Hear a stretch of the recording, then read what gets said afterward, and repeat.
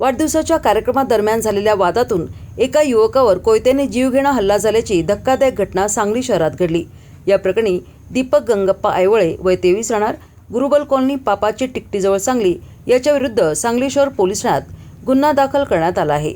पोलिसांनी दिलेल्या माहितीनुसार फिर्यादी अभय जयवंत जाधव वय 27 राहणार डॉक्टर नानावटी प्लॉट सांगली हे त्यांचा मित्र रितेश सकटे याच्या वाढदिवसाच्या कार्यक्रमासाठी हनुमान नगर परिसरातील फडके क्लाससमोर गेले होते। कार्यक्रमादरम्यान ते एकत्र बसून मद्यपान करत असताना दीपक ऐवळे आणि रितेश सकटे यांच्यात पूर्वी झालेल्या वादाचा विषय पुन्हा समोर आला। या जुन्या वादाचा राग मनात धरून दीपक ऐवळे याने त्याच्याकडील कोयत्याने रितेश सकटे याच्यावर हल्ला करण्याचा प्रयत्न केला। तेव्हा भांडण सोडवण्यासाठी फिर्यादी अभय जाधव मध्ये पडले असता कोयत्याचा वार त्यांच्या डाव्या बाजूच्या मानेवर बसला।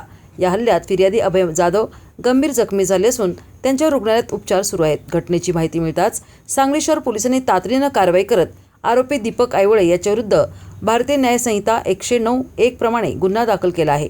या घटनेचा पुढील तपास सांगली शहर पोलीस करीत आहेत।